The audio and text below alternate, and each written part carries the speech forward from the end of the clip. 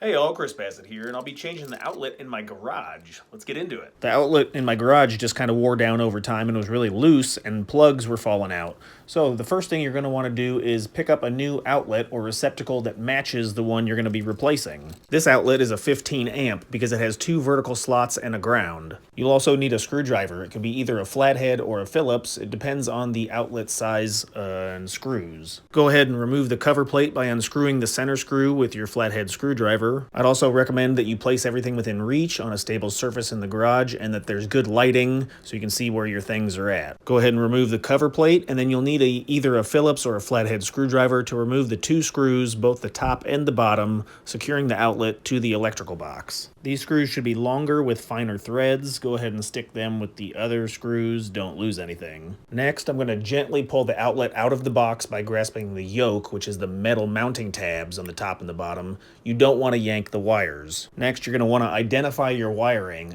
Take a picture with your phone if you need to, but you'll need to observe the wires that are connected to the outlet. Generally speaking, the black wires are hot and they're connected to brass colored screws. The white wires are neutral and they're connected to silver screws. And then you either have a bare or a green ground wire connected to a green screw. Your setup may be different than mine, so make sure you put everything back the exact same way. Before we go any further, I need to turn the power off. So on my garage, my breaker for the garage is located over here. It has a breaker box, fuse box. Just turn it to off and it will disconnect power to the garage.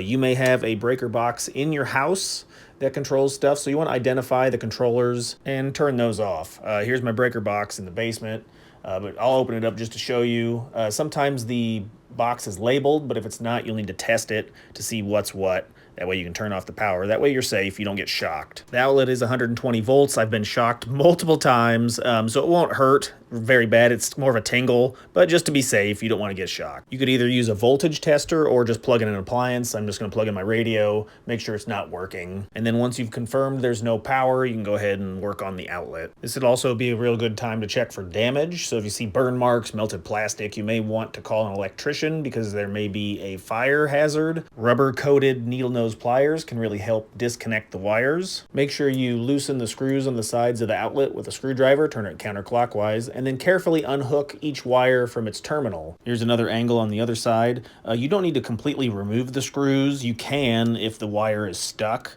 but just loosening it should give you enough gap to wiggle the wires loose. You can also use the needle nose pliers to straighten the wires if they're slightly bent and you're having trouble removing them. I'm going to speed up the footage, but once the old outlet is off, let's go ahead and get ready to install the new outlet. Inspect the wire ends. If they're frayed or damaged, snip off the bad section to expose new copper wiring. You want to twist the copper strands if they are. Mine is a solid wire, but then you'll bend each wire into a small U shape using the needle nose pliers, and then you can go ahead and hook it around the screws. Alternatively, there may be a push-in terminal, which has like little holes, which you push the wire inside of.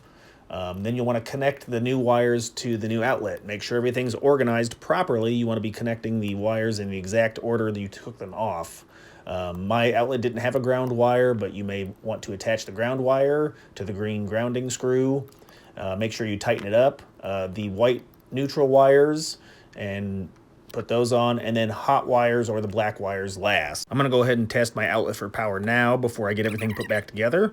Looks like it's working, so let's go ahead and put the outlet back into the electrical box. Gently push the wires back into the electrical box, folding them into an accordion style. You don't want to shove it in there with excessive force. Then you'll want to align the outlet with the box's mounting holes and screw it into place. Use both the top and the bottom screws. Don't over tighten them, you may bust the drywall, so stop when it's flush with the wall. Once the outlet is secure and in place, go ahead and attach the cover plate. You want to place a new or an old cover plate over the outlet and secure it with the center screw and hand tighten until it's snug. Check out some other videos over here. I've got some Amazon links down in the description for stuff on sale. Make sure you check that out. Any other questions or comments, put that below. Thanks.